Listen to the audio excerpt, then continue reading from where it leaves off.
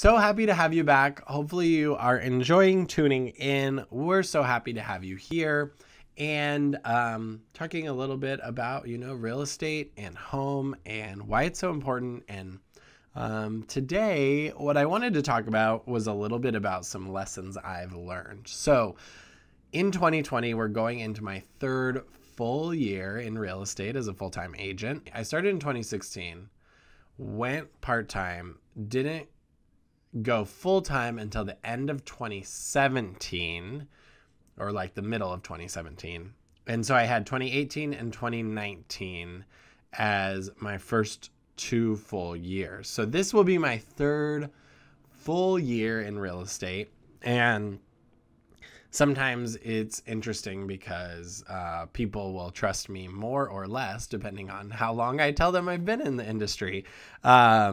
A lot of people want someone who's more seasoned and who has been doing it longer. And it is interesting because those people don't always think about someone who might be seasoned could not be doing that many transactions, but have been doing it a long time.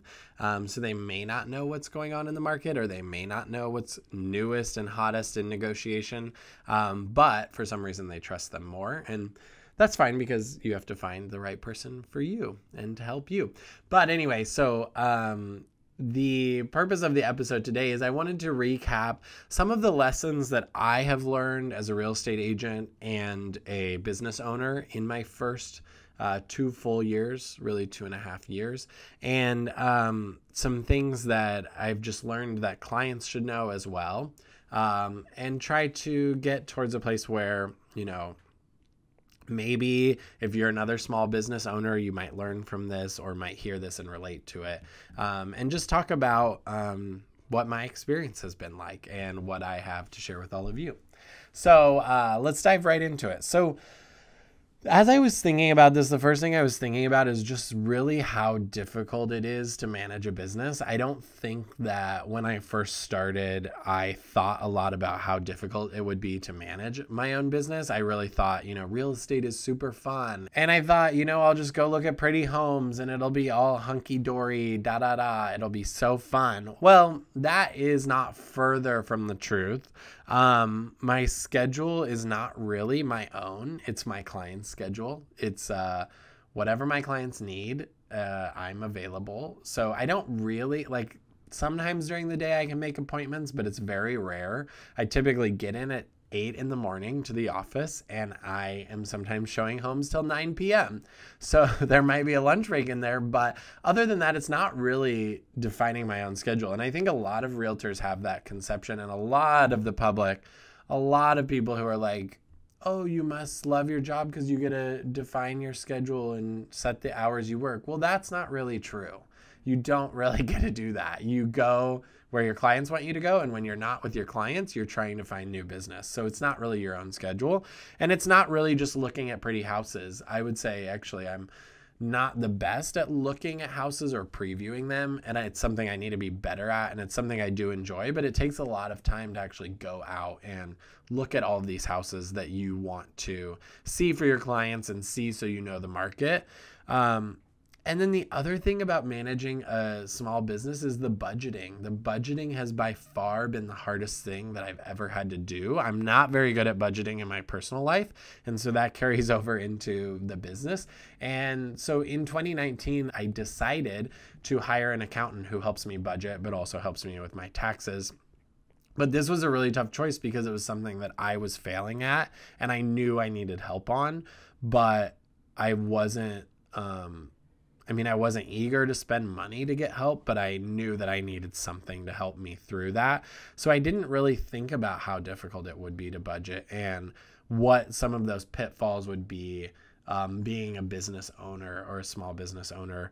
And then aside from that, just the general management of a small business is very difficult. And by management, I mean people management. So in the past year, I was trying to expand our team, and I hired 2 different agents onto the team. And it was just a really big learning experience for me that I had to be ultra organized and really know what I wanted in order to communicate that to the team and have the team follow along with that.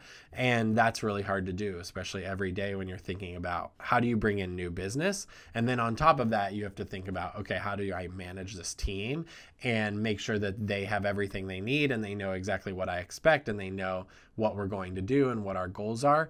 So it was a really interesting learning year for me last year to have two different agents come onto the team and then both leave the team, because it probably, on my part, it probably wasn't as organized as it should be. But it was also me learning that not everyone is a fit for the team, and not everything, not every agent out there is actually going to be the right fit to join our team and work the way we do, or have the same aspirations we already do on the team.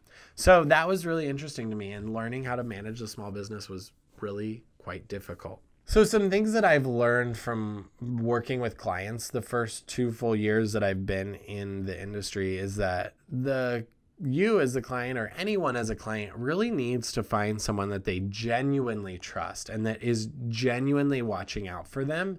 I pride myself on watching out for my clients and really trying to keep their best interests in mind. But there are a lot of people out there who initially, when we first talk, they don't trust me or they don't think that I'm the right fit for them, which is totally fine. And this has been something, I say it's totally fine, but it's been something that I really struggle with. I struggle with friends that don't want to work with me as their real estate broker. I struggle with people that I meet with and they don't trust me off the bat, even if I'm trying to educate them or help them along in their journey. It's really hard for me because as a small business owner, it's so tied to my personal brand, and it's been really difficult for me to overcome that and really be able to move beyond those instances. Every day, I say, is like a little bit of a roller coaster, because you can have really great days in this industry and then the next day might be the worst day of your year. And some of those days that are the worst are when you find out that someone you thought might want to work with you ends up not wanting to work with you. And it's about mentally coaching yourself and putting yourself in a mindset where you tell yourself, just because that person didn't want to work with me does not mean that everyone in the world doesn't want to work with me. But it's hard not to take it personal. And that's really been something that's been hard for me to overcome, because working at Microsoft, your brand is this big company that you work for, and it's very reputable, and everyone assumes that you're really smart based on you working there or you having a title there. Whereas in real estate, it's your own personal brand. And when you tell people you're a real estate broker, their first assumption might be that you're salesy or you're skeezy or that you're just trying to get money out of them. And then when you have friends who don't work with you as well, it's like, okay, well, I already had to try to convince that person who doesn't even know me. And now I have to convince these people who do know me, and I thought they liked me and I thought they trusted me. But it doesn't always work out that way. And so I think that my learning lesson is that I have to really be comfortable with myself and keep myself in a positive mindset to keep moving forward and helping the people that I like and that like me and want to work with me. But when you're out there as a consumer, you really need to find someone that you genuinely trust and who you believe is watching out for you. And that might not always be me. And so I have to remember that from my side as well. But it's such a stressful time in life to buy or sell a house. And so having someone on your side that you really do trust is so ultra important. The third thing that I've really learned in the first 2 years of being in this industry is that I guess I was a little bit of an optimist, and I thought that a lot of people in the industry were actually really good. And by people in the industry, I mean like real estate agents and accompanying vendors. But what I've learned is really that there are a lot of bad agents out there, and there are a lot of people who get into this industry that don't really have the aspiration of making it better. They get into it because they think it looks fun, or they think that it's easy, that they can help people buy and sell. But in reality, those people are not doing a really good job, and they're continuing this perception of real estate agents that they're lazy and they don't do anything well for their clients, and that they're just greedy people. That's really hard for me to overcome because that's, like I said before, like one of the things that I think people might perceive about me when I tell them I'm a real estate broker. But I also see every day that there are these people who really get taken advantage of because bad real estate agents will start to work for them, and the client doesn't know right from wrong in the situation because they may not have bought or sold before. And the real estate agent that's not good really steers them the incorrect way. And so I've really learned more than anything that there are so many people out there that are in this industry that are not doing the correct thing or not trying to raise the bar. And you as a consumer, you have to really watch out for that because there are a lot of people out there. It's just like choosing, for example, like a financial advisor or someone to manage your retirement. There are a lot of people out there who probably aren't doing it correctly and probably want to do it for the wrong reasons, and you have to be sure that you screen those people out.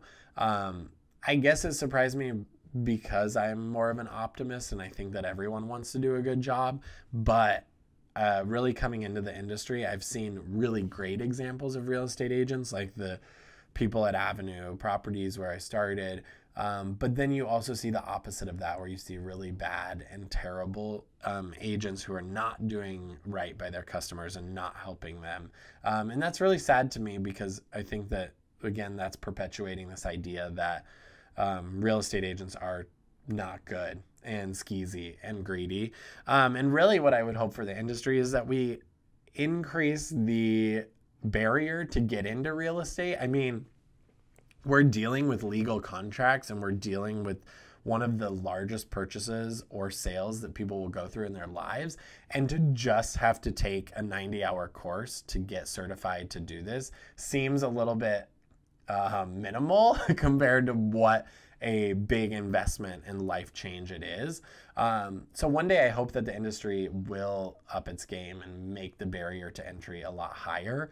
I'm not saying I'm a lawyer, but dealing with legal contracts and trying to explain those to people is something that shouldn't be taken lightly, and there should be a lot more rigor around being able to become a real estate agent, in my opinion.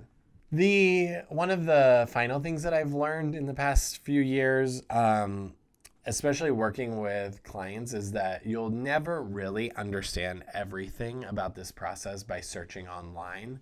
I encounter a lot of people every day who, do their research, which is really good, and you should always do your own research online, but really you'll never know the exact and specific details as it applies to your situation by searching online, because that online information is generic for the general public, and you may have very different circumstances. You might have very different finances than someone online who is not in your situation or does not have the income you have or want the house you want.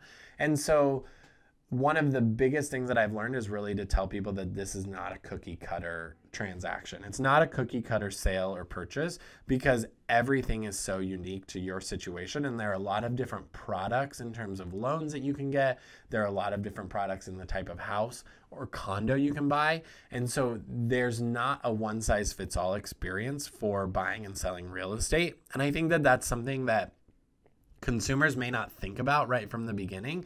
And it, like I said, it's really good to do your own research, but it's not necessarily going to yield the results as they specifically apply to you. So I think that that's really important for not only me to emphasize, but for me to tell everyone, is that the situation is as unique as you are. And that's really important to know as you go into the buying or selling process for yourself. Some other things that I've learned just in the past year, one thing that I've been doing since the second year I was in real estate is coaching. And that has been really fundamental, I think, to my growth and to pushing me outside of my comfort zone. So it really pushes me to go the extra mile and to think about my career as a strategic growth pattern and what I can do to really push myself towards the top of the industry and think about new ways to grow and learn. And that's been really important to me and my growth, and just personally, like, helping me realize that there are things that I can do that I'm not super comfortable with, but once I do them, I do see results from them. And I think that that's been a total lesson that I've learned in 2019 was, you have to push yourself in order to be uncomfortable and grow in new ways. Real estate can be great because you can be pretty comfortable and not push yourself. You might not have as great of a career, but you can still, make a good wage and help people that you want to help. But when you really do want to grow and you want to get better, I think it's so super important to have a coach and a mentor who's pushing you along, and also to push you outside of your comfort zone and really make you learn different things in different ways. So that's been really important for me in 2019. And then I think the last thing, I haven't really learned this in 2019, but I really want to focus on it in 2020, is how to really take a step back and take time off to make sure that I'm caring for myself, and that our team is cared for, because it can be a very demanding industry. Like I mentioned, like, I thought getting into it that it would be all like daisies and rosebuds, but it's really actually long, demanding days. And there's a lot of detail that goes into a real estate transaction. And, every detail needs to be perfect, because when you have clients that you're reporting to, if something's off, they're going to know and they'll call it out. And that might break the trust with the client relationship. So you have to be really super detailed. And so I think going into 2020, what I really want to focus on is how to build the team so that we have the space and time we need to recoup and rejuvenate ourselves, so that we can do the best work that we possibly can for our clients. So those are some of my lessons from my first 2 full years in real estate. Going into my third, feeling super optimistic about the market and about what we're seeing in Seattle. I'm very excited. The new year is always kind of a fun time because you don't know exactly who you're going to work with when the year starts. So it's really fun to reflect on who you've helped in the past year, and then think about how that's going to translate to the next year, because you never know who wants to buy or sell. And that's part of the fun of the job, actually, is that you get to work with so many different people from all different walks of life, and see, exactly what their lifestyle is going to be once they either buy or sell the house that you're helping them buy or sell. So that's been really exciting. And I'm super looking forward to the next year.